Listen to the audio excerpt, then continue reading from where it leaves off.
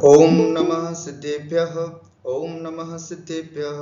ओम नमः सिद्धेभ्यः। नमो अरिहन्ताणं, नमो सिद्धाणं, नमो आयिरीयाणं, नमो उवज्झायाणं, नमो लोये सव्वसाओणम्। पंच परमेष्ठी भगवान की जय। संत शिरोमणि 108 आचार्य गुरुवर विद्यासागर जी महाराज की जय। परम पूज्य निर्यापक मुनि मुनि पंगो 108 गुरुवर श्री सुधा सागर जी महाराज की जय। समस्त मुनि संघ की जय। द्वादशांग जनवाणी माता की जय। अहिंसामय विश्व धर्म की जय। द्वादश वर्षीय श्रवण संस्कृति स्वाध्याय पाठ्यक्रम के प्रथम वर्षीय पाठ्यक्रम का हम यहाँ पर स्वाध्याय कर रहे हैं, जिसमें श्रवण संस्कृति सिद्धांत प्रवेशिका भाग 1 भाग 2 को हम अभी तक विस्तार से पढ़ चुके। आज श्रवण संस्कृति सिद्धांत प्रवेशिका खंड अ का पाठ दूसरा, पंच परमेष्ठी के मूल गुण। आइए, 5 परमेष्ठी कौन कौन से होते हैं, परमेष्ठी किसे कहते हैं, उनके मूल गुण में क्या विस्तार है, थोड़ा अच्छे से समझने लायक यह पाठ है। आइए समझते हैं। सबसे पहले परमेष्ठी किसे कहते हैं? जो आत्मा के पदों और गुणों में सबसे बड़े होते हैं, राजा महाराजा व इंद्र जिन्हें सिर झुकाते हैं, उन्हें परमेष्ठी कहते हैं। ठीक है, एक परिभाषा ये हुई। दूसरी, जो परम पद में स्थित हों उन्हें परमेष्ठी कहते हैं। परमे पदे तिष्ठते इति परमेष्ठी। जो परम पद में स्थित हो। परम पद क्या होता है ना? मोक्ष पद, मोक्ष मार्ग में जो स्थित हो अथवा मोक्ष को जिन्होंने प्राप्त कर लिया है, उसको बोलते हैं परम पद। उस परम पद में जो स्थित हैं वे परमेष्ठी कहलाते हैं। और आत्मा के जो शक्तियां हैं, आत्मा के जो गुण हैं, उन गुणों में जो सबसे बड़े हैं, यहाँ तक कि यहाँ का राजा महाराजा इंद्र आदि 100 इंद्र जिनके आगे मस्तक झुकाते हैं, वे परमेष्ठी कहलाते हैं। परमेष्ठी कितने होते हैं? परमेष्ठी 5 होते हैं। अरहंत परमेष्ठी, सिद्ध परमेष्ठी, आचार्य परमेष्ठी, उपाध्याय परमेष्ठी और साधु परमेष्ठी। ध्यान रखें, बहुत सामान्य विषय है ना? 5 परमेष्ठियों के नाम हमें बचपन से पढ़े हुए हैं, हमें याद है। लेकिन आज हम जिस पाठ को पढ़ रहे हैं उसमें इन 5 परमेष्ठियों के कौन से गुण हैं, विशेष गुण कौन से हैं, है ना? उनकी विशेषताएं क्या हैं, थोड़ा सा विस्तार से इन 5 परमेष्ठियों के बारे में हम यहाँ पर समझते हैं। तो ठीक हुआ, यहाँ पर हमने देखा परमेष्ठी किसे कहते हैं, परमेष्ठी कितने होते हैं। अब सबसे पहले अरिहंत परमेष्ठी के बारे में यहाँ पर चर्चा कहते हैं। अरिहंत परमेष्ठी किसे कहते हैं? जिनके ज्ञानावरण, दर्शनावरण, मोहनीय और अंतराय, ये 4 घातिया कर्म नष्ट हो गए हैं, जिनके 46 मूल गुण होते हैं और जो 18 दोषों से रहित होते हैं, उन्हें हम अरिहंत परमेष्ठी कहते हैं। देखिए, 3 बातें हमको यहाँ याद रखनी है। सबसे पहले, जिन्होंने 4 घातिया कर्मों का नाश किया है, जो 46 मूल गुणों से सहित होते हैं और जिनके 18 दोष नहीं होते, उन्हें हम अरिहंत परमेष्ठी कहते हैं। 4 घातिया कर्म कौन से हैं वो यहाँ पर बता दिया गया। ज्ञानावरण, दर्शनावरण, मोहनीय और अंतराय, ये 4 घातिया कर्मों से जो रहित है। अब हम यहाँ पर देखें 46 मूल गुण से जो सहित होते हैं, तो 46 मूल गुण कौन से होते हैं और 18 दोषों से रहित होते हैं, तो 18 दोष कौन से होते हैं, उनकी एक संक्षिप्त जानकारी यहाँ पर हम प्राप्त करते हैं। तो आइए सबसे पहले 46 मूल गुण कौन से होते हैं हम अपने भाग में देखते हैं। अर्यंत परमेष्ठी के मूल गुण। 34 अतिशय सहित प्रातिहार्य पुनियाट अनंत चतुष्टय गुण सहित ये 46 पाठ। क्या कहा? 34 अतिशय सहित। 46 मूल गुणों में क्या क्या है? सबसे पहले तो 34 अतिशय, प्राति यह 34 अतिशय है ना। उसके बाद प्रातिहार्य पुनि 8 प्रातिहार्य हैं। अनंत चतुष्टय और 4 अनंत चतुष्टय, ये 46 पाठ। इस तरह से ये 46 मूल गुण होते हैं। 34 अतिशय, 8 प्रातिहार्य और 4 अनंत चतुष्टय। 34 और 8 42, 42 और 4 46। इस तरह से 46 मूल गुण अरहंत परमेष्ठी के होते हैं। फिर प्रश्न होता है ये 34 अतिशय कौन से? तो उसके लिए बताया है 10 अतिशय हैं जन्म के, 10 ही केवल ज्ञान, 14 होते देवकृत, अतिशय 34 जान। 34 अतिशय में 10 अतिशय हैं जन्म के। जन्म के 10 अतिशय अर्थात जैसे ही भगवान का तीर्थंकरों का जन्म होता है तुरंत 10 अतिशय बाय बर्थ उनके होते हैं। 10 ही केवल ज्ञान, और जैसे उनको केवल ज्ञान प्राप्त हो जाता है, 4 घातीय कर्मों का नाश करके वो केवल ज्ञानी बन जाते हैं, तब है ना 10 केवल ज्ञान के अतिशय प्रकट होते हैं और 14 देवों के द्वारा किए जाने वाले अतिशय हैं। इस तरह से 10 और 10 20, 20 और 14 34 अतिशय, टोटल 34 अतिशय होते हैं। तो 46 मूल गुणों में 34 अतिशय, 8 प्रातिहार्य और 4 अनंत चतुष्टय हमने यहां पर देखे। ऐसे 46 मूल गुण अरिहंत परमेष्ठी के होते हैं। अब सबसे पहले 34 अतिशयों में 10 जन्म के अतिशय, जो जन्म से ही हमारे अरिहंत भगवान के अंदर होते हैं, वे जन्म के 10 अतिशय कौन से हैं यहां पर आगे देखते हैं। जन्म के 10 अतिशय। अतिशय रूप सुगंध तन, नाहि पसेव निहार, प्रिय हित वचन अतुल्य बल, रुधिर श्वेत आकार, लक्षण सहसरु 8 तन, समचतुष्क संठान, वज्र वृषभ नाराच जुत, ये जनमत 10 जान। ये भगवान के जन्म से ही 10 अतिशय होते हैं, ऐसा जान, अर्थात ऐसा हमें जानना चाहिए। कौन से हैं? सबसे पहले अतिशय रूप सुगंध तन, है ना। क्या कहा? अतिशय रूप, अरिहंत भगवान का शरीर जन्म से ही बड़ा सुंदर और सुडोल होता है। भगवान जन्म से ही बहुत सुंदर होते हैं। सुगंध तन दूसरा है, उनके शरीर से बड़ी अच्छी सुगंध आती है ना। तीसरा 10 अतिशयों में से नाहि पसेव। पसेव क्या होता है? पसीना, है ना। प्रस्वेद, पसेव मन प्रस्वेद। पसेव नाही अर्थात उनके शरीर से पसीना नहीं आता, भगवान के शरीर से पसीना नहीं होता। और ना ही निहार, निहार माने मलमूत्र नहीं होता, उनके किसी भी प्रकार का मलमूत्र नहीं होता। प्रियहित वचन, वे सबसे मीठे वचन बोलते हैं। कभी भी ऐसा कटु कठोर अहित वचन कभी तीर्थंकरों के मुख से बचपन से ही नहीं निकलता।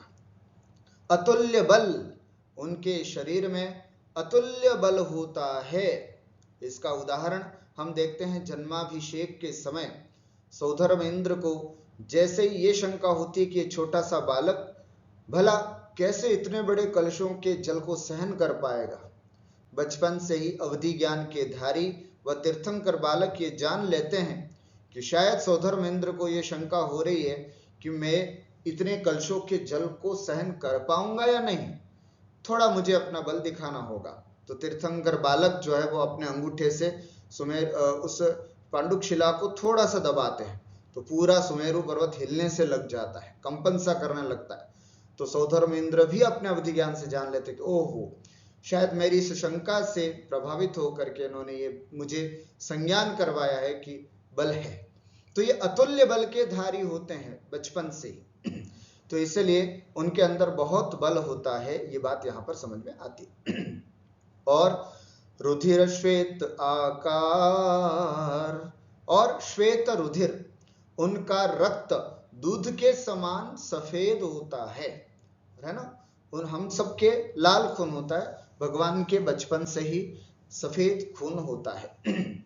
उसका भी कारण बताते हैं, है ना, कि जैसे माँ अपने पुत्र के प्रति प्रेम और वात्सल्य के कारण उसके स्तनों में दूध आ जाता है ना, उसी प्रकार समस्त जीवों के प्रति अत्यंत प्रेम और वात्सल्य भाव होने के कारण उनका रक्त दूध के समान सफेद हो जाता है।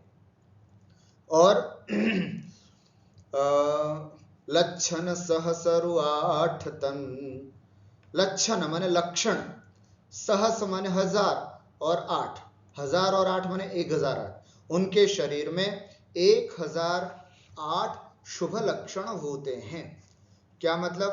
कहते हैं कि श्रीवत्स होना, है ना, शंख चक्र गदा कमल सिंहासन कुंडल चंद्रमा सूर्य गाय बेल मछली कछुआ जामुन का वृक्ष मृदंग सर्प माला आदि, ये 108 मुख्य लक्षण होते हैं। लखन 108 विराजे, अपन बोलते हैं ना शांति पाठ में, लखन 108 विराजे, अर्थात भगवान के शरीर में 108 मुख्य लक्षण होते हैं और 900 जो होते हैं वे सामान्य लक्षण होते हैं, जिसको व्यंजन भी बोलते हैं। उसके लिए कहा गया है, जैसे तिल, है ना, और मसूरी का आदि छोटे छोटे व्यंजन 900 होते हैं। 108 मुख्य लक्षण और 900 सामान्य लक्षण, इस प्रकार से 1008 शुभ लक्षण उनके शरीर में हुआ करते हैं। समचतुष्क संठान, और उनके समचतुस्र संस्थान होता है, समचतुरस्र संस्थान होता है, अर्थात शरीर के जिस अंग का जैसा आकार होना चाहिए वैसा आकार उनका बिल्कुल होता है, ऐसा समचतुस्र संस्थान जानना चाहिए। अर्थात नाक जैसे होनी चाहिए, आंख जैसे होनी चाहिए, ये जितने कान की जो माप होता है, तभी तो जब मूर्ति लेने के लिए विद्वान लोग जब यहाँ किसी मूर्तिकार के यहाँ जाते हैं तो बड़ा मापतोल करके फिर भगवान की प्रतिमा को लेकर के आते हैं। ऐसा नहीं कि किसी भी मूर्ति वाले के वहां गए और कोई भी प्रतिमा उठा करके लेके आ गए, नहीं, मूर्तिकार भी मूर्तियों को बनाने में कई बार गड़बड़ी कर देते हैं, और ऐसी गड़बड़ मूर्ति को यदि हम प्रतिष्ठित करते हैं तो उसका समाज पर बहुत बुरा असर भी पड़ता है। तो इसलिए जो मूर्ति लेने जाती है समाज, साथ में विद्वान को भी ले जाती है या किसी प्रतिष्ठाचार्य को ले जाती है, फिर उसका मापतोल करते हैं, यहाँ से यहाँ तक की माप, यहाँ से यहाँ तक की माप, यहाँ से यहाँ तक का, यहाँ से यहाँ तक का, है ना, ये यहाँ से यहाँ तक का, ये पूरा एक माप करती है मूर्ति का।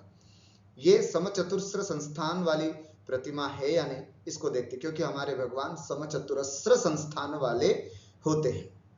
और वज्र वृषभ, है ना, वज्र वृषभ नाराज जुत, अर्थात भगवान का शरीर जो है वो वज्र वृषभ नाराज सहनन वाला होता है, अर्थात शरीर में जो नसों का जाल है, अंदर लगी हुई कीलें हैं, जॉइंट्स में कीलें होती हैं, और हड्डियां इतनी मजबूत होती हैं कि बिल्कुल वज्र से भी नहीं टूटे, ऐसे शरीर को बोलते हैं वज्र वृषभ नाराज।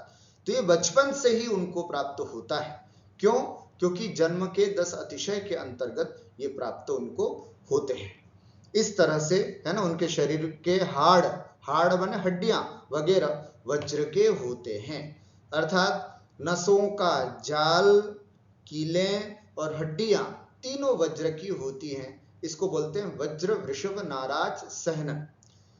इस तरह से जन्म के 10 अतिशय। ध्यान रखें, भरत और ऐरावत क्षेत्र में जन्म लेने वाले तीर्थंकरों के ही ये जन्म के 10 अतिशय होते हैं, है ना। जो विदेह क्षेत्र में जिनके 3 अथवा 4-5 कल्याणक होते हैं, उन तीर्थंकरों के जन्म के 10 अतिशय नहीं हो पाते, क्योंकि जन्म कल्याणक जिनके होता है उन्हीं के जन्म के 10 अतिशय होते हैं। आगे उसके बाद केवल ज्ञान के 10 अतिशयों की चर्चा यहां पर करते हैं। योजन शत इक में सुभिख गगन गमन मुख चार, नहीं अदया उपसर्ग नहीं कवलाहार। योजन शत इक में सुभिख अर्थात 1 योजन तक सुभिक्ष अर्थात सुभिक्ष रहता है ना। 1 योजन तक अर्थात लगभग 12 किलोमीटर तक बिल्कुल सुभिक्ष रहता है जब भगवान को केवल ज्ञान प्राप्त होता है ना। उसके बाद जब अर्यंत भगवान को केवल ज्ञान होता है, उस समय जहां भगवान होते हैं उस स्थान पर चारों तरफ 100 योजन, हाँ शतइक सॉरी है ना, 1 योजन नहीं 100 योजन, शत योजन 100 योजन तक सुभिक माने सुकाल होता है। अर्थात 100 योजन तक उनके बिल्कुल सुकाल की स्थिति होती है, बिल्कुल अच्छा माहौल हो जाता है। दूसरा गगन गमन, आकाश में गमन करते हैं भगवान है ना। जैसे ही केवल ज्ञान की प्राप्ति हो जाती है तो वे जमीन से ऊपर उठ जाते हैं है ना। और मुख चार, और कहते हैं कि देखने वालों को चारों तरफ उनका मुख दिखाई देता है ना। समव शरण में हम देखते हैं और भी जैसे ही केवल ज्ञान की प्राप्ति हो जाती है तो चारों तरफ उनके मुख दिखाई देते हैं। जो व्यक्ति जहां से भी दर्शन करे उसको बिल्कुल ऐसा लगता है कि हमारे सामने ही भगवान विराजमान है। नहीं अदया उपसर्ग नहीं और अदया नहीं अर्थात उनके शरीर से किसी भी जीव की हिंसा नहीं होती है ना।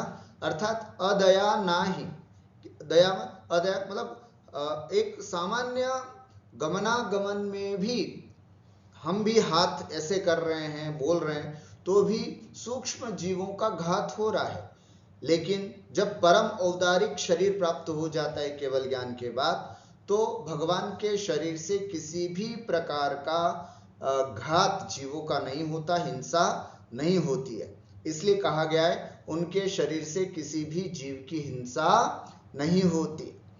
उपसर्ग नहीं, उन पर कोई उपसर्ग नहीं कर सकता। जितने भी उपसर्ग हैं वे सब छद्मस्त अवस्था में होते हैं। अर्थात केवल ज्ञान के होने से पहले पहले तीर्थंकरों के उपसर्ग होते हैं और जैसे ही केवल ज्ञान की प्राप्ति हो जाती है उपसर्ग होना बंद हो जाता है। भगवान पार्श्वनाथ के ऊपर कमठ ने खूब उपसर्ग किया, लेकिन कब तक? जब तक उनको केवल ज्ञान की प्राप्ति नहीं हो जाती। जैसे ही केवल ज्ञान की प्राप्ति हो जाती है कमठ हाथ जोड़ करके बैठ जाता है और उसे अपनी गलती का एहसास हो जाता है और वो क्षमा याचना करता है। तो इसका मतलब है कि केवल ज्ञान के बाद उपसर्ग नहीं होता। ना ही कवलाहार, कवलाहार नहीं लेते। कवलाहार का मतलब है ऐसा कौर लेकर के आहार करना, ये केवलियों के नहीं होता है। श्वेतांबर संप्रदाय में बताया जाता है कि भगवान केवल ज्ञानी हो जाने के बाद भी कवलाहार करते हैं, लेकिन हमारे दिगंबर जैन परंपरा में ये बताया है कि केवल ज्ञान के 10 अतिशयों के अंतर्गत ये एक विशेषता हो जाती है कि वे किसी भी प्रकार का आहार, कवलाहार, इस तरह का कवलाहार नहीं लेते। सब विद्या ईश्वरपनो नाही बड़े नख केश, अनिमिष दृग छाया रहित दश केवल के वेश। और सब विद्या ईश्वरपनो, वे समस्त विद्या और शास्त्रों के ज्ञाता हो जाते हैं। केवल ज्ञान होने के बाद सब प्रकार की विद्याएं है ना, सब प्रकार के शास्त्रों का ज्ञान उनको हो जाता है। ना ही बड़े नख केश, उनके बाल और नाखून आदि नहीं बढ़ते हैं। केवल ज्ञान होने के बाद किसी तरह के बाल और नाखून आदि बढ़ना बंद हो जाता है, नहीं बढ़ते हैं। अनिमिष दृग, दृग माने दृष्टि, अनिमिष पलक झपकाए बिना होती है, अर्थात हमारे भगवान के पलकें नहीं झपकती है ना। जब एक बार केवल ज्ञान की प्राप्ति हो जाती है तो पलक झपकती नहीं है। छाया रहित, शरीर की परछाई नहीं पड़ती। इसके पीछे कारण बताया जाता है कि करोड़ों सूर्य के समान उनके शरीर की आभा हो जाती है, तो फिर किस प्रकार की छाया, कोई छाया उनके शरीर पर नहीं, उनके शरीर की नहीं पड़ती है। 10 केवल के वेश, इस तरह से 10 केवल ज्ञान के वेश माने अतिशय जानना चाहिए। 10 केवल ज्ञान के अतिशय, केवल ज्ञान होते ही ये 10 अतिशय उनके प्रकट होते हैं। अब 14 देवकृत अतिशय, देवताओं के द्वारा किए जाने वाले 14 अतिशय कौन से हैं ये भी देखते हैं। देव रचित हैं 4 10, 4 10, 10 माने 10, 4 माने 4 माने 14। देव रचित हैं 4 10, देवताओं के द्वारा रचित अतिशय 14 होते हैं। कौन से? सबसे पहले है ना, अर्धमागधी भाष, अर्थात भगवान की जो दिव्य ध्वनि कीर्ति है वो कौन सी भाषा में होती है? तो कहते हैं अर्धमागधी भाषा। अर्धमागधी भाषा में भगवान की दिव्य ध्वनि अर्धमागधी भाषा में होती है, जो कि 4 कोस तक सुनाई देती है। आपस माही मित्रता, समस्त जीवों में परस्पर मित्रता का होना, अर्थात भगवान जहां जहां पर भी जैसे भी जाते हैं वहां सब जीवों में परस्पर आपस में मैत्री हो जाती है।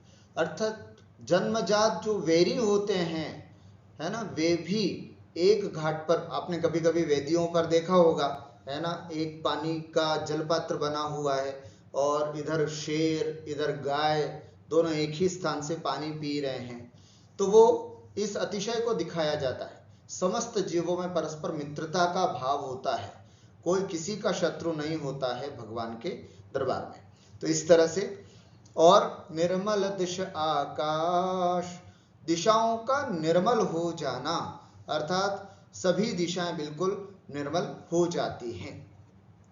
होत फूल फल ऋतु सबे, सब और सब ऋतुओं के फल फूल धान्य आदि एक ही समय फल फूलना।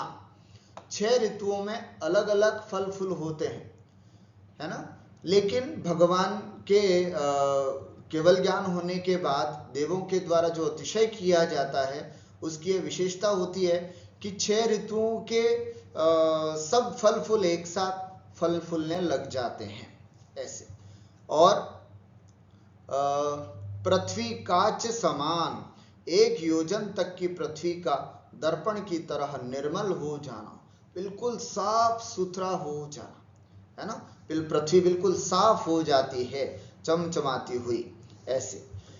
और चरण कमल तल कमल हैं, चलते समय भगवान के चरण कमलों के नीचे 225 स्वर्ण कमलों का होना, अर्थात जब भगवान विहार करते हैं है ना, जब केवल ज्ञान की प्राप्ति हो जाती है उसके बाद जब भगवान विहार करते हैं तो उनके पैरों के नीचे 225 स्वर्ण कमलों की रचना प्रति समय रहती है ना। जैसे जैसे वो आगे बढ़ते हैं 225 कमल भी, जैसे आगे कदम रखा तो एक कमल आगे बढ़ गया, पीछे से एक कमल उठ गया, इस तरह से 225 कमल रचना हमेशा उनके नीचे रहती है।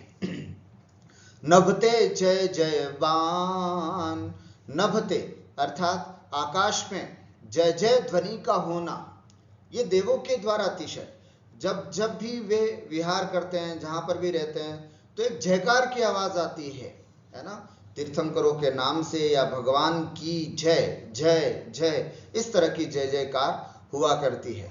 मंद सुगंध बयार पुनी, मन और सुगंधित पवन का चलना, बिल्कुल ठंडी ठंडी सुगंधित हवा चलती है।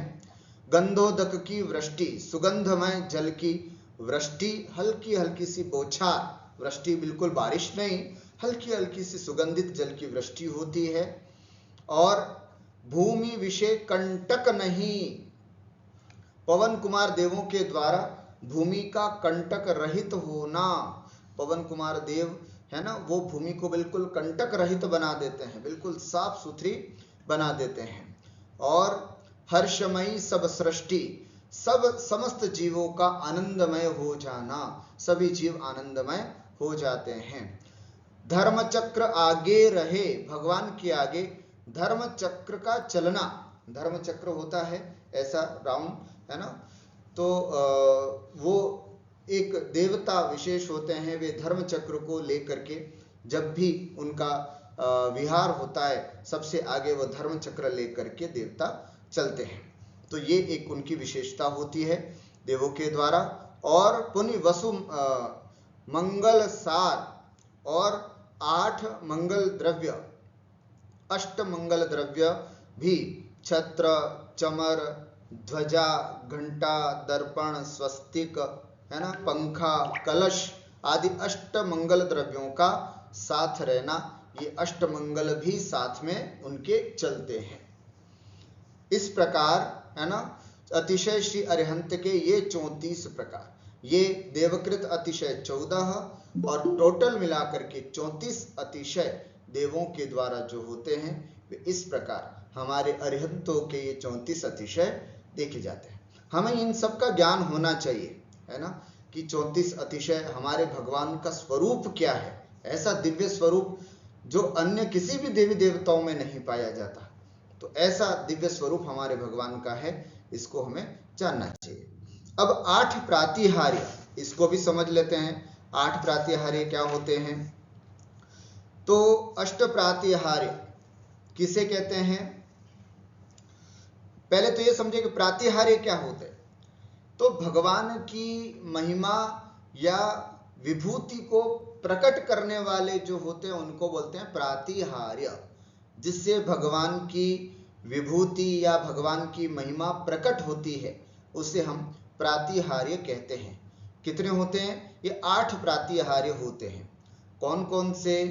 देखिए, तरु अशोक के निकट में सिंहासन छविदार, 3 छत्र सिर पर लसे भामंडल पिछवार। देखिए, एक एक शब्द को अच्छे से समझे। तरु अशोक के निकट में, भगवान के समीप अशोक वृक्ष का होना, अर्थात भगवान के मतलब जैसे ही केवल ज्ञान की प्राप्ति होती है, अरिहंत बन जाते हैं, तो भगवान के एक अशोक वृक्ष होता है पास में, है ना। इसके देखने से किसी भी प्रकार का शोक नहीं रहता। और जहां तक बात है इसकी ऊंचाई की, तो भगवान के शरीर की जितनी ऊंचाई होती है उससे 12 गुना, है ना, उससे 12 गुना उनके अशोक वृक्ष की ऊंचाई होती है। और कहा जाता है कि यह वनस्पति कायिक न हो करके पृथ्वी कायिक के रूप में यह वृक्ष होता है। यह अशोक वृक्ष वनस्पति कायिक नहीं होता है, बल्कि एक विशेष प्रकार से पृथ्वी कायिक रूप होता है। ऐसा यह अशोक वृक्ष देवों के द्वारा रचित होता है अष्ट प्रातिहार्यों में। उसके बाद सिंहासन छविदार, रत्नमय सिंहासन होना, अर्थात रत्न जड़ित सिंहासन होता है। ध्यान रखें, जिस तरह से हम और मुनिराज सिंहासन पर कभी बैठते हैं अच्छे से, वैसे हमारे भगवान सिंहासन पर नहीं बैठते, बल्कि 4 अंगुल उस सिंहासन से ऊपर ही होते हैं। तो इस तरह से सिंहासन तो यद्यपि उनका रत्नमय होता है, लेकिन सिंहासन पर होते हुए, बैठते हुए भी वो सिंहासन से लगे हुए नहीं होते हैं। 3 छत्र सिर पर लसे, भगवान के मस्तक पर 3 छत्र होते हैं, 1, 2 और 3। इसके बारे में भी 2 बातें समझनी है। वो 3 छत्र कैसे होते हैं? सबसे बड़ा छत्र पहले, फिर उससे छोटा और फिर इससे छोटा। सबसे बड़ा छत्र नीचे होने का मतलब है ना, ये तीनों छत्र जो है वो 3 लोक के प्रतीक है। सबसे नीचे, है ना, हम देखते हैं 7 राजू, है ना, 7 राजू, फिर ऊपर 1 राजू के बाद फिर 5 राजू और सबसे ऊपर 1 राजू। हमारे 3 लोक का जब नक्शा देखते हैं तो नीचे का 7 राजू, फिर वापस यहाँ होने के बाद 1 राजू के बाद फिर ऊपर ऐसे होता है। वो 5 राजू का और मतलब ब्रह्मलोक के आसपास 5 राज्य और ऊपर सिद्धालय के पास 1 राज्य होता है। तो इस क्रम से ये 3 लोक का एक क्रम है। तो इसी क्रम को बताने के लिए कि ये 3 लोक के स्वामी हैं, इसलिए 3 छत्र उनके मस्तक पर होते हैं। जैसे एक पृथ्वी या भूलोक का स्वामी चक्रवर्ती होता है तो उसके मस्तक पर 1 छत्र होता है, लेकिन 3 लोक के स्वामी होने के कारण उनके मस्तक पर 3 छत्र हमेशा अष्टप्रातिहारी के रूप में भगवान के अरिहंत परमेष्ठी के होते हैं। भामंडल पिछवार, और भगवान के है ना भामंडल होता है। क्या लिखा? भगवान की पीठ के पीछे भामंडल का होना। मंदिरों में देखते हैं हम सोने चांदी के भामंडल लगे हुए होते हैं। रियल में भगवान के ऐसे सोने चांदी के कोई भामंडल नहीं होते, बल्कि इसके बारे में ये कहा जाता है कि तीर्थंकरों की तपस्या से है ना आत्मज्ञान रूपी अलौकिक ज्योति अर्थात एक ओरा या प्रकाश जो है वो खिलता है, उसे ही भामंडल कहते हैं। भा माने आभा, आभा मंडल है ना। भगवान की तपस्या से जो आत्मज्ञान रूपी अलौकिक ज्योति प्रकट होती है, एक विशेष प्रकार की आभा जो निकलती है, वो कहलाता है आभा मंडल, जिसको संक्षिप्त में भामंडल कहते हैं। इसकी विशेषता ये होती है कि इसमें 7 भव, जीवों के 7 भव अपने आप उनके ज्ञान में झलकने लग जाते हैं। कहते हैं 3 पूर्व के भव, 1 वर्तमान का और 3 भविष्य के आगे आने वाले भव, कुल 7 भव दिखाई देते हैं। अर्थात उस जीव को ज्ञान में 7 भव झलकने लग जाते हैं, जो उन भगवान के निकट पहुंचते हैं, उनकी आभा मंडल में पहुंचते हैं उनके लिए। तो ऐसा यह आभा मंडल भगवान का होता है। वर्तमान में मंदिरों में, वेदियों में उस आभा मंडल के प्रतीक के रूप में ही हम भामंडल सोने चांदी का लगा देते हैं, जो उनका प्रतीक जानना चाहिए। भगवान के दिव्य ध्वनि मुखते किरे, भगवान के मुख से दिव्य ध्वनि का खिरना है ना। भगवान के सर्वांग से दिव्य ध्वनि खिरती है ना। दिव्य ध्वनि क्या होती है? भगवान की दिव्य देशना, दिव्य उपदेश जो समूह शरण में दिया जाता है, उसको हम दिव्य ध्वनि कहते हैं है ना। कहते हैं कि दिन में 3 बार खिरती है, कई शास्त्रों में 4 बार खिरने का भी 6 घड़ी यह खिरती है, 2 घंटे 24 मिनट के समथिंग एक समय में। तो इस तरह से दिन में 3 बार या कुछ शास्त्रों में 4 बार दिव्य ध्वनि खिरने का बताया जाता है। कई बार को मतलब गणधर आदि के विशेष प्रश्न करने पर या विशेष किसी श्रेष्ठ श्रावक के कहने पर भी, प्रश्न पूछने पर भी दिव्य ध्वनि असमय में भी खिर जाती है। तो ऐसी भगवान के मुख से दिव्य ध्वनि का खिरना, ये भी अष्टप्रातिहार्यों में। और पुष्प वृष्टि सुर होय, देवों के द्वारा फूलों की वर्षा होना है ना। दिव्य पुष्प बरसाए जाते हैं। ढोरे 64 चमर, यक्ष जाति के देवों के द्वारा 64 चमरों का ढुरना है ना। भगवान के दोनों तरफ 64 चवर ढुराए जाते हैं। बाजे दुंदुभि झोय, और कहते हैं 12.5 करोड़ जाति के बाजों की मधुर ध्वनि बजाई जाती है।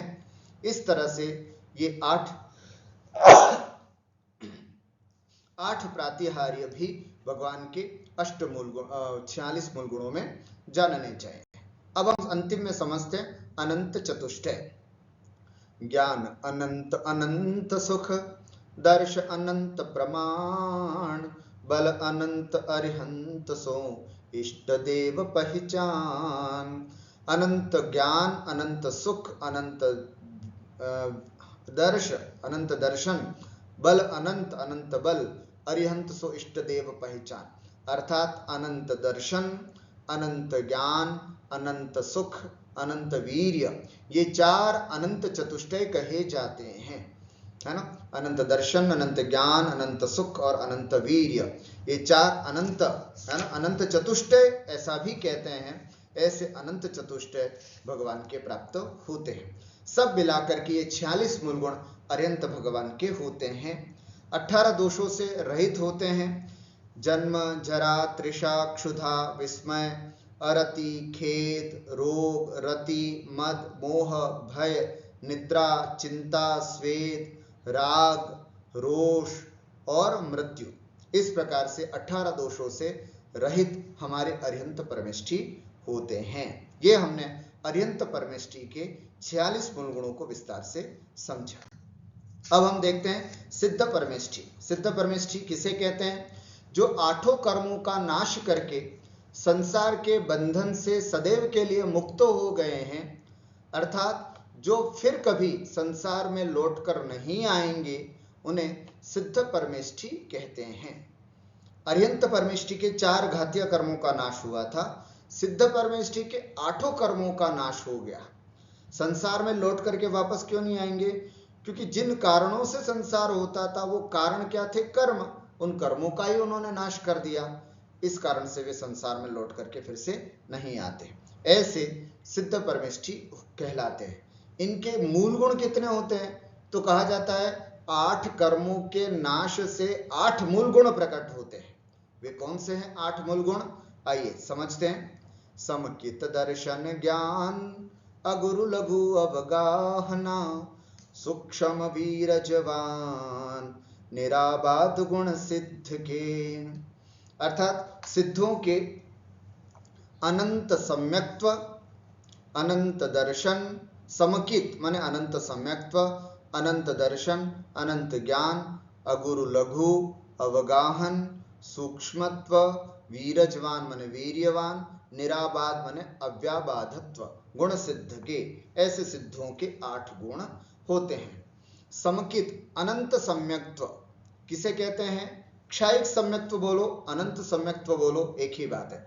कहा जाता है मोहनीय कर्म की 7 प्रकृतियां, दर्शन मोहनीय की 3, मिथ्यात्व, सम्यक मिथ्यात्व और सम्यक्त्व प्रकृति, और चारित्र मोहनीय की 4, अनंतानुबंधी, क्रोध, मान, माया, लोभ। इस तरह से 4 अनंतानुबंधी, 3 दर्शन मोहनी की, ऐसे 7 प्रकृतियों के क्षय से जो आत्मा में निर्बल श्रद्धान उत्पन्न होता है, उसे हम अनंत सम्यक्त्व कहते हैं। तो सिद्धों के ये अनंत सम्यक्त्व नाम का गुण होता है। अनंत दर्शन है ना, सामान्य अवलोकन को दर्शन कहते हैं। ऐसे तीनों लोकों के सामान्य ज्ञान से साथ साथ ही एक सामान्य अवलोकन होता है, उसे अनंत दर्शन। दर्शनावरण कर्म के नाश से अनंत दर्शन, ज्ञानावरण कर्म के नाश से अनंत ज्ञान। अगुरु लघु, अगुरु लघु किसे कहते हैं?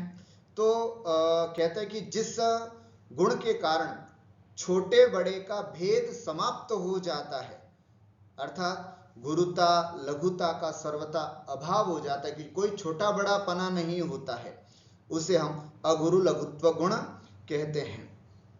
कहते हैं गोत्र कर्म के नाश से, है ना, अघात्या कर्मों में गोत्र कर्म होता है जो जीव को किसी को उच्च बनाता है, किसी को नीच बनाता है, तो उसके नाश से यह जीव अगुरु लघुत्व गुण से युक्त होता है। अवगाहनत्व, अवगाहनत्व आयु कर्म के नाश से अवगाहनत्व गुण प्राप्त होता है, जिस गुण के कारण एक जीव के अवगाहन क्षेत्र में अनंत जीव समा जाते हैं। आपने देखा होगा सिद्धालय में, है ना, अनंतानंत सिद्ध हैं, तो सब एक सिद्ध दूसरे सिद्ध में समाये हुए हैं। कैसे? अवगाहनत्व गुण है उनके अंदर, इसलिए वे एक दूसरे में समाये हुए होते हैं, एक दूसरे में स्थान प्राप्त किए हुए होते हैं। किस कारण से? चूंकि उनके वहां अवगाहनत्व गुण होता है। आयु कर्म जो होता है वो जीव को, है ना, अलग अलग प्रकार का बनाता है, लेकिन जब आयु कर्म नष्ट हो जाता है तो अवगाहनत्व गुण प्रकट होता है। उसके बाद आता है सूक्ष्मत्व, नाम कर्म के नाश से सूक्ष्मत्व गुण की प्राप्ति होती है ना। सूक्ष्मत्व इंद्रियों से भी दिखाई नहीं देता, ऐसी वस्तु जो जिनके ज्ञान में आती है वो है सूक्ष्मत्व गुण का प्रभाव। तो सूक्ष्मत्व गुण उनके होता है अनंत वीर्य, अंतराय कर्म के नाश से अनंत वीर्य प्रकट होता है, और वेदनीय कर्म के नाश से अव्याबाधत्व गुण प्रकट होता है। इस तरह से यह 8 गुण सिद्ध परमेष्ठियों के होते हैं, ऐसा जानना चाहिए। आचार्य परमेष्ठी।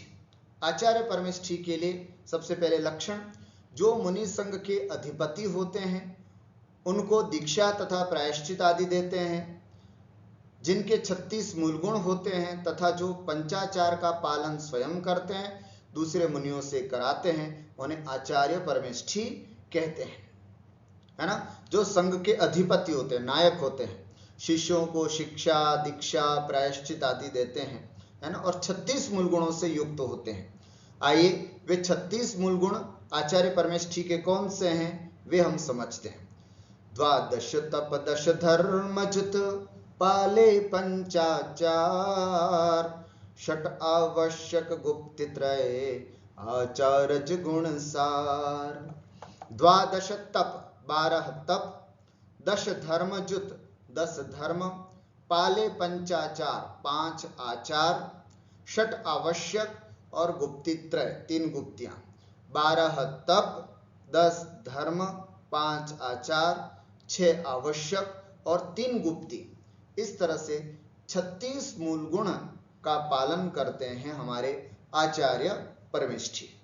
आचार्य परमेष्ठी कैसे बनते हैं तो कहा जाता है, अब जो उनके गुरु होते हैं वे समर्थ शिष्य अथवा योग्य शिष्य को देख करके जान करके कि हाँ यह संघ को चलाने में समर्थ हो सकते हैं, शिक्षा दीक्षा आदि देने में समर्थ हैं और 36 मूल गुणों का पालन कर सकते हैं, ऐसा जानते हैं तो एक गुरु जो होता है, आचार्य जो होता है, वे अपने शिष्य को आचार्य पद दे करके और फिर अपनी समाधि की ओर, संलेखना की ओर आगे बढ़ते हैं। आचार्य विद्यासागर जी का ये एक दृष्टांत है।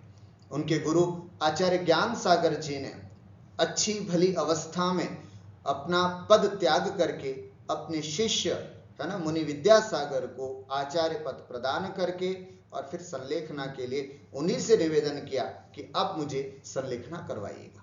तो इस तरह से आचार्य पद जो है वो ट्रांसफरेबल होता है, या फिर समस्त समाज मिल करके किसी योग्य मुनि को देख करके भी उनको आचार्य पद देती है, ऐसा भी वर्तमान में देखने में आता है। तो आइए ये 36 मूल गुण कौन से हैं, कैसे हैं, इसको भी हम यहाँ पर समझते हैं। सबसे पहले 12 तप थोड़ा संक्षिप्त में समझेंगे, क्योंकि हम इन सब तपों के बारे में सामान्य रूप से पहले पढ़ चुके हैं। अनशन ऊनोदर करें, व्रत संख्या रस छोर, विविक्त शय्यासन धरे, काय कलेश सुठोर। पहले तो तप किसे कहते हैं, इच्छाओं का जीतना, इच्छा निरोधस तपः, इच्छाओं को रोकना, इसको बोलते हैं तप। ध्यान से सुनना, जो संघपति होता है, संघ का नायक होता है, मुखिया होता है, वो अपनी इच्छाओं को खूब कंट्रोल करता है, नियंत्रित करता है। इसलिए तप की बात जो है वो हमारे आचार्य परमेष्ठियों के मूल गुणों में कही गई है। ठीक है, कौन कौन से देखिए। सबसे पहले अनशन, 4 प्रकार के आहार, खाद्य स्वाद्य लेय पेय, इन चारों प्रकार के आहार का त्याग करना अनशन तप कहलाता है ना, अर्थात सभी प्रकार के आहार का त्याग। ऊनोदर, भूख से कम भोजन करना, 4 रोटी की भूख थी, 3 रोटी भोजन करना, है ना, इस तरह से। उत्कृष्ट, 4 रोटी में से 1 ग्रास नहीं कम खाना उत्कृष्ट, जघन्य ऊनोदर है। और केवल 1 ग्रास अथवा जल की 1 बूंद लेकर के वापस बैठ जाना, यह उत्कृष्ट ऊनोदर है। तो ऐसा भूख से कम भोजन करना ऊनोदर कहलाता है। वृत्ति परिसंख्यान तप, है ना, ये देखना 1 से 6 तक ये बाह्य तप है और बाकी 6 आएंगे ये अंतरंग तप है। तो ये बाह्य तप अपन पढ़ रहे हैं। तीसरा है वृत्ति परिसंख्यान, भोजन को जाते समय, भोजन न बोल करके आहार बोलें आचार्यों के लिए, आहार को जाते समय अटपटी प्रतिज्ञा लेना। जब मुनिराज आहार के लिए निकलते हैं ना, आहार की मुद्रा धारण करके निकलते हैं, तो अटपटी मतलब आंकड़ी लेना, प्रतिज्ञा लेना कि 1 कलश और श्रीफल लेकर के अगर कोई श्रावक जोड़े से खड़ा होगा तो वहां पड़गा जाएंगे, अथवा 5 बादाम लेकर के, आज अष्टमी है, 8 फल लेकर के कोई खड़े होंगे तो हम वहां पड़ेंगे। तो इस तरह से बड़ी कठोर, है ना, इस तरह से आंकड़ी लेकर के निकलना, इसको बोलते हैं वृत्ति परिसंख्यान। भगवान महावीर स्वामी के बारे में बताया जाता है कि कोई ऐसी कन्या जिसके बाल सर मुड़ा हुआ हो, हथकड़ियों से बंधी हुई हो, है ना, सफेद कपड़ा पहना हुआ हो, है ना, ऐसे, और जिसकी आंखों में आंसू की धारा हो, ऐसा कोई दिखेगा तो हम आहार के लिए वहां पड़क जाएंगे। तो चंदन वाला पूरा सब कुछ तो उसके ऊपर घट गया था, लेकिन आंखों में आंसू नहीं थे। तो जैसे आंखों में आंसू नहीं मिले, भगवान वापस आगे की ओर बढ़ने लगे। लेकिन कहा जाता है कि भगवान को वापस जाते देख करके चंदन बाला की आंखों में टप टप करके आंसू गिरने लगे। तब उनकी पूरी आंकड़ी हो जाती है भगवान की, और वो वापस उनके यहाँ चंदन बाला के यहाँ पड़क जाते हैं। तो ऐसे ऐसे, है ना, कठोर कठोर आंकड़ियां लेकर के निकलना, इसको बोलते हैं वृत्ति परिसंख्यान। वर्तमान में कई मुनिराज ऐसे हैं जो ऐसी कठोर आंकड़ी लेकर के निकलते हैं, इसको बोलते हैं वृत्ति परिसंख्यान तप। रस परित्याग, है ना, 6 प्रकार के रस होते हैं: दूध, दही, घी, तेल, मीठा और नमक। 6 रसों या 1-2 आदि रसों का त्याग करना रस परित्याग है ना। विविक्त शय्यासन तप, स्वाध्याय ध्यान आदि की सिद्धि के लिए एकांत, विविक्त माने होता है एकांत, शय्या माने सोना, आसन माने बैठना, अर्थात एकांत में सोना या एकांत या पवित्र स्थान में बैठना, इसको बोलते हैं विविक्त शय्यासन। कारण क्या इसके पीछे? स्वाध्याय की सिद्धि के लिए, ध्यान की सिद्धि के लिए। सामूहिक रूप में जब तक बैठते रहेंगे, भीड़ भड़ाके वाले इलाके में रहेंगे, तब तक ध्यान अच्छे से नहीं हो सकता, स्वाध्याय अच्छे से नहीं हो सकता। अगर स्वाध्याय और ध्यान करना चाहते हो तो विविक्त शय्यासन अवश्य करना चाहिए। हम गृहस्थों को भी इस बात में ध्यान रखना चाहिए।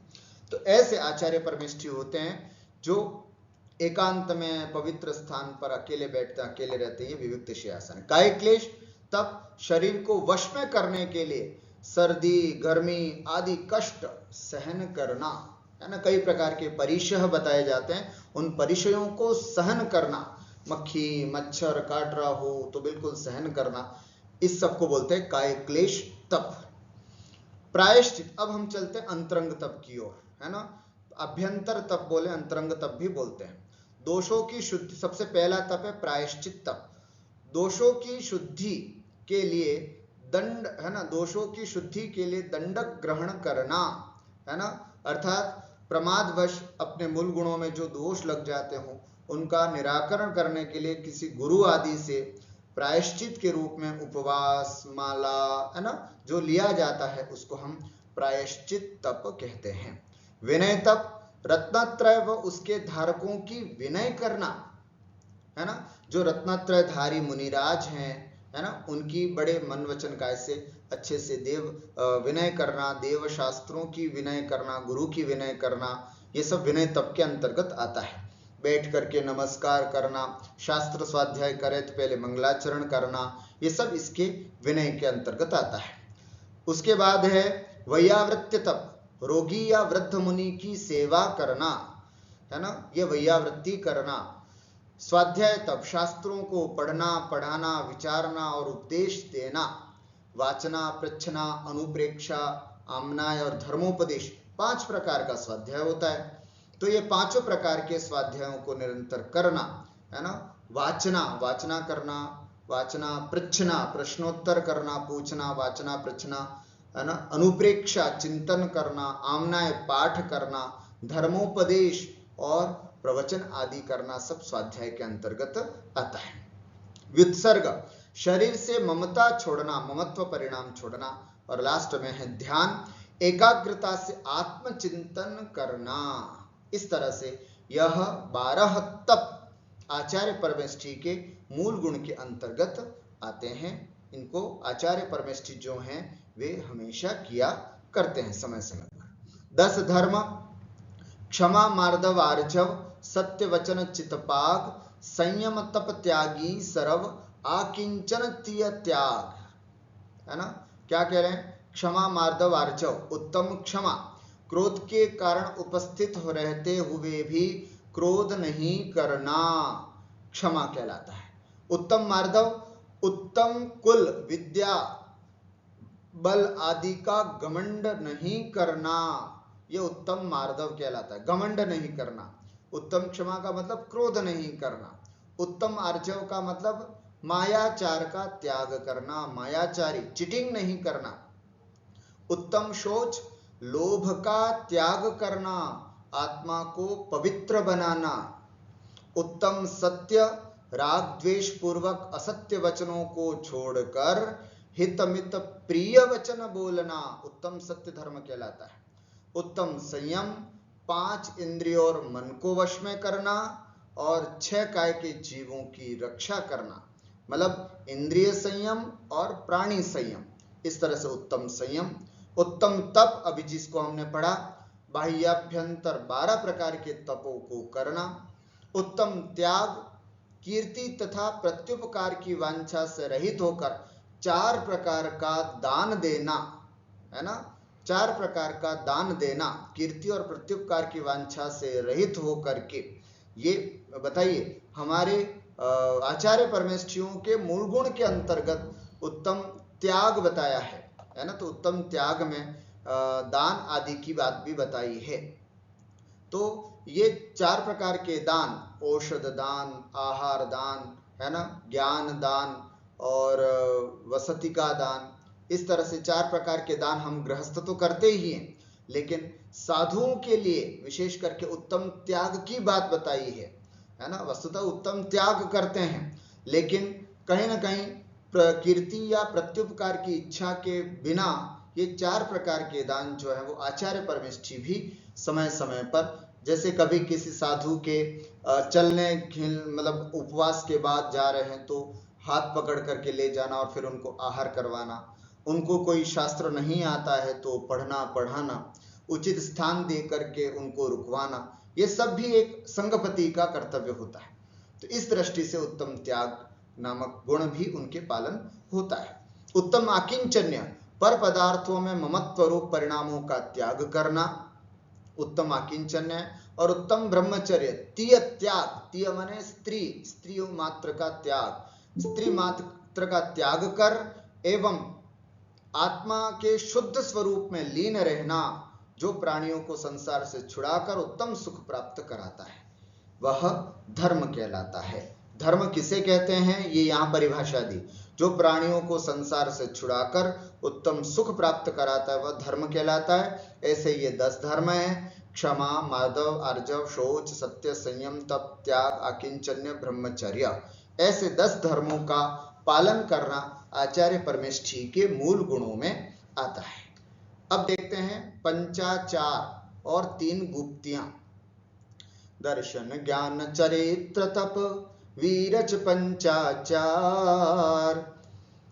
गोपे मन वच काय को गिन 36 गुण सार। और क्या कहते हैं, दर्शनाचार, ज्ञानाचार, चरित्राचार, है ना, और तपाचार और वीर्याचार, ये 5 आचार हैं।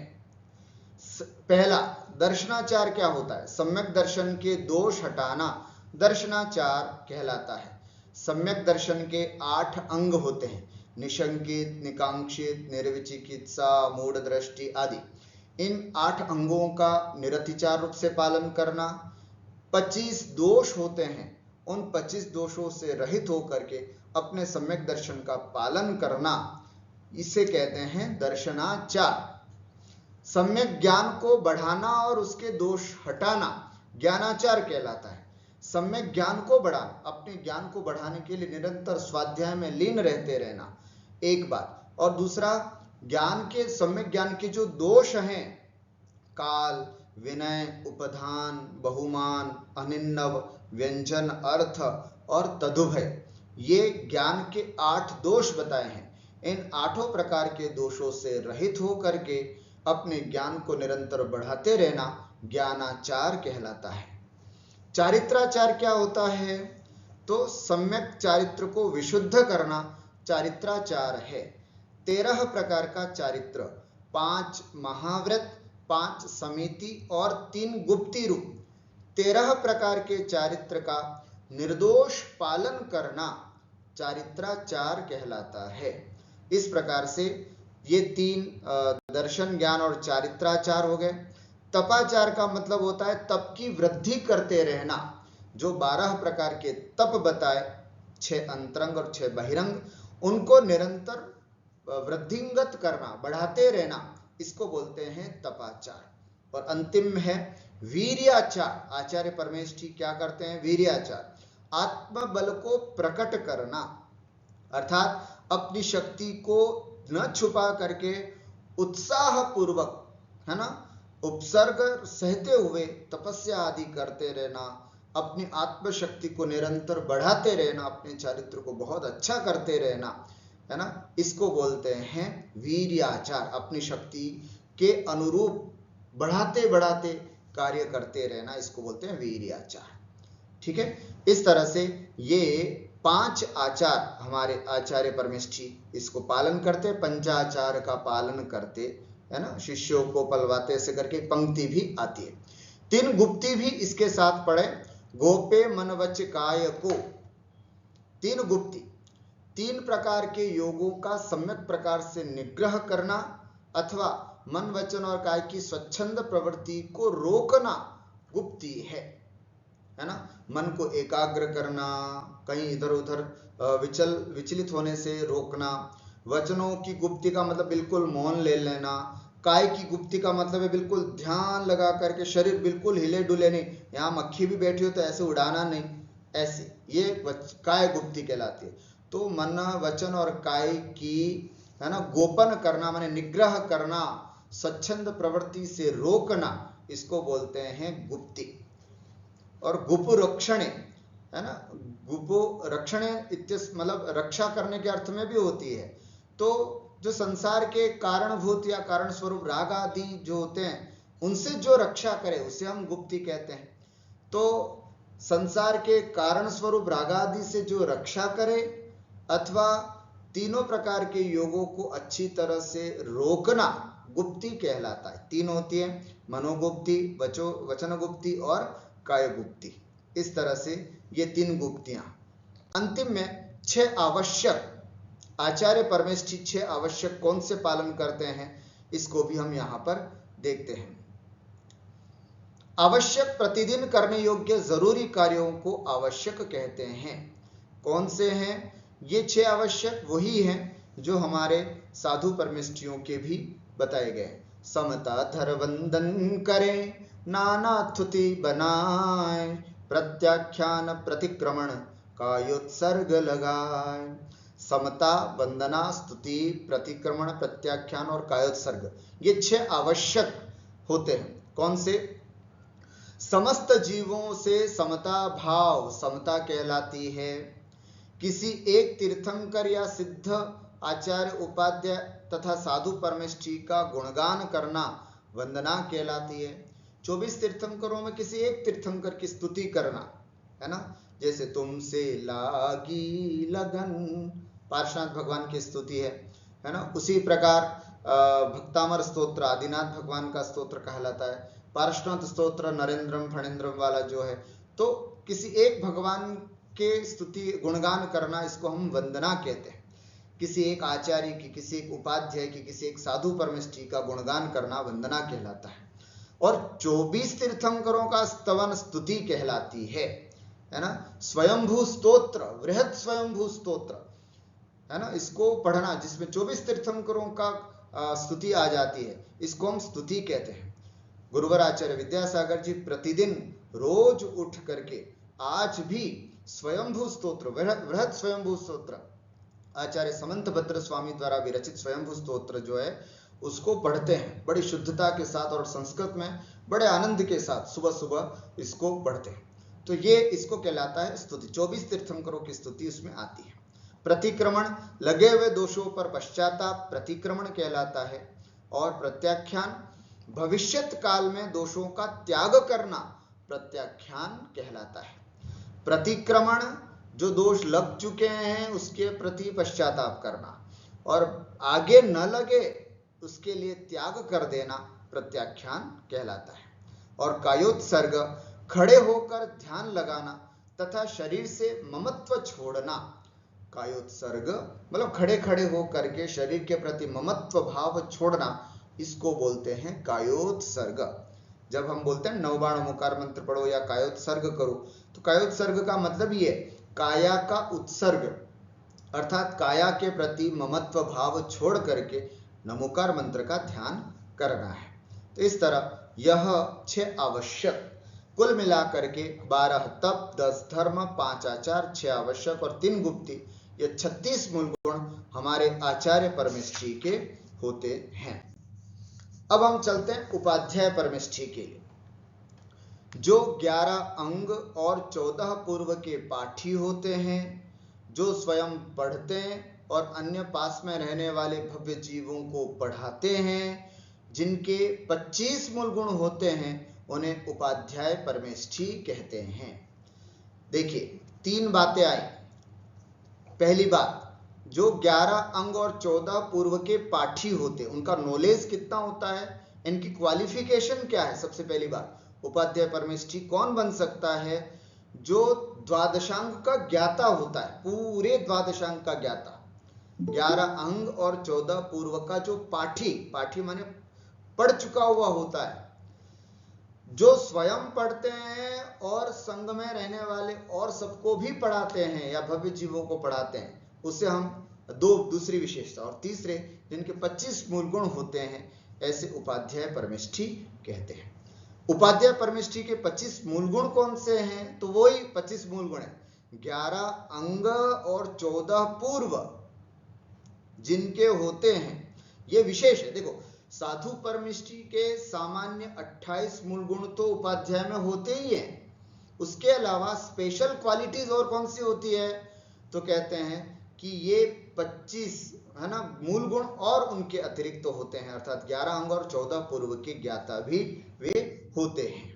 11 अंग कौन से हैं और 14 पूर्व कौन से हैं, मैं केवल यहाँ आपके सामने उनका नामोल्लेख कर रहा हूँ। अभी इसका विस्तार से समझाना समय नहीं हो पाएगा। प्रथम ही आचार अंग गनि, दूजो सूत्र कृतांग, ठाण अंग तीजो सुभग, चौथो समवायांग, व्याख्या पन्नति पांचमो, ज्ञात्री कथा षटजान, पुनि उपासकाध्ययन है अंतःकृत दशठान, अनुत्तर उत्पाद 10 सूत्र विपाक पिछान, बहुरी प्रश्न व्याकरण जुत, 11 अंग प्रमाण। अर्थात यह 11 अंग इस प्रकार से प्रमाण के रूप में बताए हैं। कौन कौन से, पहला आचारंग, दूसरा सूत्रकृतांग, तीसरा स्थानांग, चौथा समवायांग, पांचवा व्याख्या प्रज्ञप्ति अंग, छठा ज्ञात्री धर्म कथांग, सातवां उपासकाध्ययनांग, आठवां अंतःकृत दशांग, नौवां अनुत्तरोपपादिक दशांग, 10वां प्रश्न व्याकरणांग, 11वां विपाक सूत्रांग। ये कुल 11 अंग हैं। वैसे 12 अंग होते हैं, 12 अंग होते हैं। हम अपनी जिनवाणी को हम बोलते हैं ना, क्या बोलते हैं, द्वादशांग। तो ये तो 11 हुए, 12वां अंग कौन सा है ना, ये 11 अंग हो गए। अर्थात एक एक अंग, एक एक बड़ा शास्त्र, मतलब एक एक शास्त्र ही अपने आप में एक अंग है। दिव्य ध्वनि कीर्ति है, उसको द्वादशांग के रूप में गूंथने का काम हमारे गणधर परमेष्ठी करते हैं। तो द्वादशांग कौन से हुए, 11 अंग तो ये हो गए। एक दृष्टि प्रवाद अंग करके एक और होता है, उसको बोलते हैं 12वां अंग। उसके भी 5 भेद होते हैं, परिकर्म, सूत्र, प्रथमानुयोग, पूर्वगत और चूलिका, है ना। तो इस तरह से परिकर्म, सूत्र, प्रथमानुयोग, है ना, और पूर्वगत और चूलिका, इस तरह से इसके भी 5 भेद होते हैं। अब उसमें से जो 14 पूर्व हैं, जो इसमें पूर्वगत आता है, पूर्वगत है ना, 12वें अंग के 5 भेद, परिकर्म, सूत्र, प्रथमानुयोग, पूर्वगत और चूलिका। उसमें जो पूर्वगत है, उस पूर्वगत में 14 पूर्व होते हैं। वो 14 पूर्व कौन से हैं, वो यहां बताएं। उत्पाद पूर्व अग्रायणी तीजो वीरजवाद अस्ति नास्ति परिवाद पुनि पंचम ज्ञान प्रवाद छठो कर्म प्रवाद है सत प्रवाद पहचान अष्टम आत्म प्रवाद पुनि नवमो प्रत्याख्यान विद्यानुवाद पूरब दशम पूर्व कल्याण महंत प्राणवाद क्रिया बहुल लोक बिंदु है अंत। ये 14 पूर्वों के नाम आ गए। उत्पाद पूर्व, अग्रायणी पूर्व, वीर्यानुवाद, अस्ति नास्ति प्रवाद पूर्व, ज्ञान प्रवाद पूर्व, कर्म प्रवाद पूर्व, सत्य प्रवाद पूर्व, आत्म प्रवाद पूर्व, प्रत्याख्यान प्रवाद पूर्व, विद्यानुवाद पूर्व, कल्याणानुवाद पूर्व, प्राणवाद पूर्व, क्रिया विशाल तथा लोक बिंदु सार। ये 14 पूर्व पूरे होते हैं। इस प्रकार से 11 अंग और 14 पूर्व, 11 और 14 25 हो गए। इन 25 गुणों के जो धारी होते हैं ऐसे उपाध्याय परमेष्ठी होते हैं। वैसे तो इन 25 प्रकार के वास्तविक रूप से ज्ञान के धारी तो वर्तमान में कोई नहीं है, लेकिन उपचार से, है ना, अधिकाधिक द्वादशांग का ज्ञान जिनको होता है उनको भी आचार्य जो है वो संग में योग्य साधु को देख करके किन्हीं किन्हीं को उपाध्याय पद पर आसीन कर सकते हैं। तो उनको उपचार से उपाध्याय परमेष्ठी हम कह सकते हैं। वस्तुतः पूरे 25 मूल गुण तो इस तरह से 11 अंग और 14 पूर्व का ज्ञान होने पर होता है, लेकिन उपचार से वर्तमान में अधिकाधिक द्वादशांग का ज्ञान जिनको होता है उनको भी उपाध्याय परमेष्ठी पर आसीन कर दिया जाता है, उसके संस्कार कर दिए जाते हैं, जिससे कि वे संघ में पठन पाठन का कार्य करा सकते हैं। अब है साधु परमेष्ठी। लास्ट में किसे कहते हैं? सबसे पहले साधु परमेष्ठी जिनके 28 मूल गुण होते हैं, जो ज्ञान ध्यान और तप में लीन रहते हैं, जो आरंभ परिग्रह नहीं रखते हैं, जो हमेशा आत्म साधना स्वरूप मोक्ष मार्ग में लगे रहते हैं, उन्हें हम साधु परमेष्ठी कहते हैं। ठीक हो गया। साधु परमेष्ठी के 28 मूल गुण: पंच महाव्रत समति हो, पंचेंद्रिय कारोध, षट आवश्यक साधु गुण, 7 शेष अवबोध। 5 महाव्रत, 5 समिति, 5 इंद्रिय विजय, 6 आवश्यक और 7 शेष गुण। इस प्रकार से 28 मूल गुण जो होते हैं वे हमारे साधु परमेष्ठियों के होते। ठीक है, कौन कौन से 28 मूल गुणों का पालन हमारे साधु परमेष्ठी करते हैं? आइए एक संक्षिप्त जानकारी इसकी भी हम प्राप्त करते हैं। सबसे पहले 5 महाव्रत: हिंसा, अनृत, तस्करी, अब्रह्म परिग्रह, पाप, मन वच तन से त्यागवो पंच महाव्रत थाय। मन वचन काय से 5 पापों का पूर्ण त्याग होना महाव्रत कहलाता है। सीधी सी बात है ना। मन वचन काय से 5 पापों का पूरी तरह से त्याग कर देना ये महाव्रत कहलाता है। कितने होते हैं? ये 5 होते हैं। अहिंसा आदि 5 महाव्रत होते हैं। सबसे पहला है अहिंसा महाव्रत। मन वचन काय से सर्वथा हिंसा का त्याग होना अहिंसा महाव्रत कहलाता है। षट काय के जीवों की हिंसा का त्याग हो जाना अहिंसा महाव्रत। मन वचन काय से सर्वथा असत्य का त्याग होना सत्य महाव्रत कहलाता है। मन वचन काय से चोरी का सर्वथा त्याग होना अचौर्य महाव्रत कहलाता है।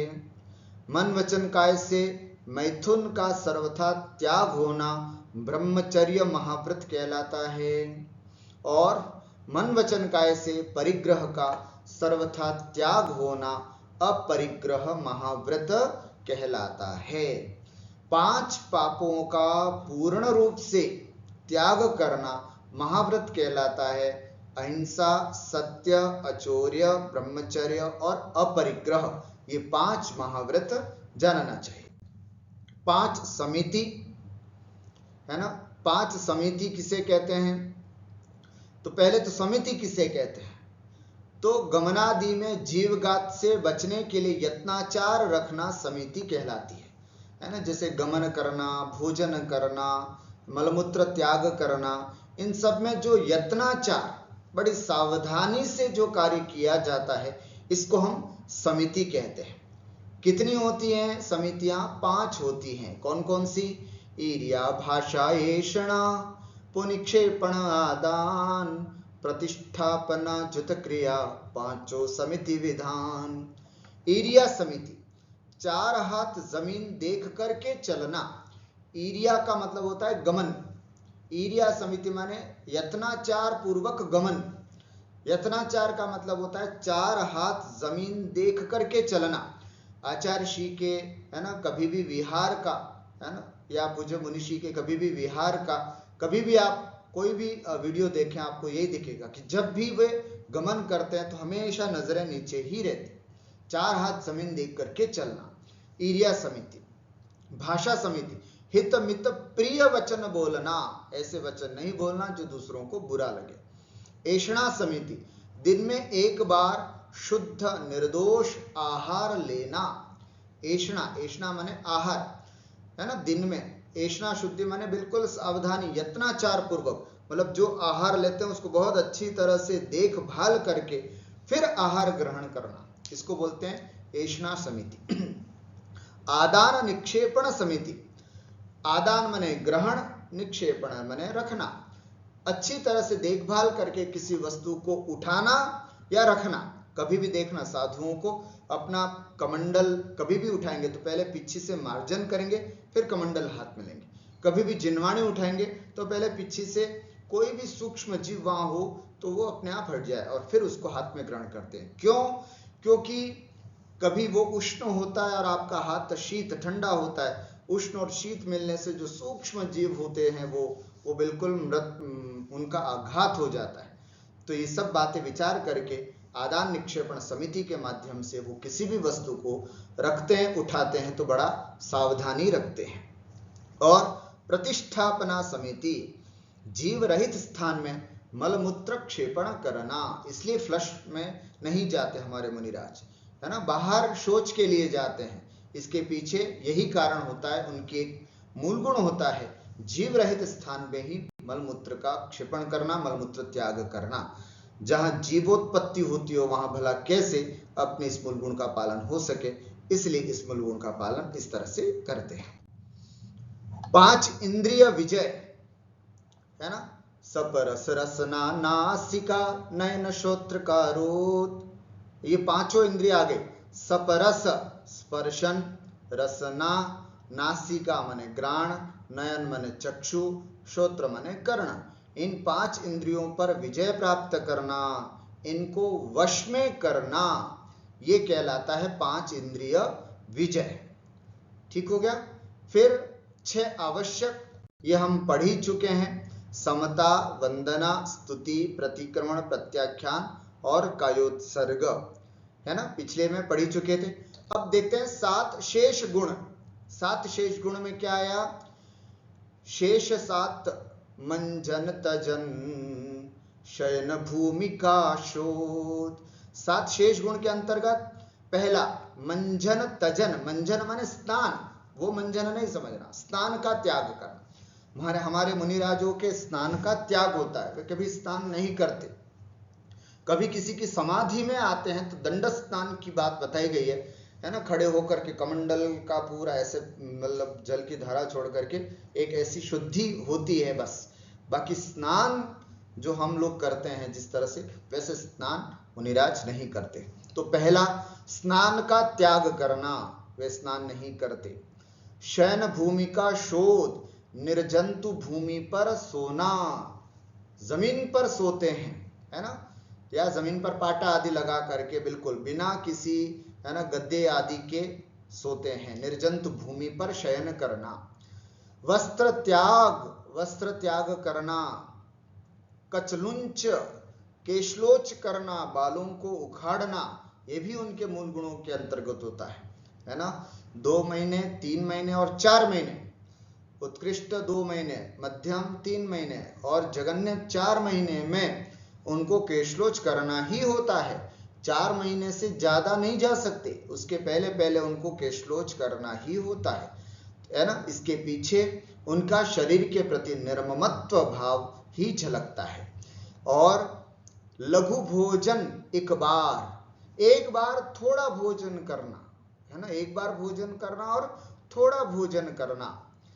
दांतुन मुख में ना करे, दंत धावन अर्थात दातुन नहीं करना, जैसे हम लोग पेस्ट करते हैं, है ना, कई प्रकार के दातुनों का उपयोग करते हैं, इस तरह से दातुन जो है वो मुनिराज नहीं करते हैं।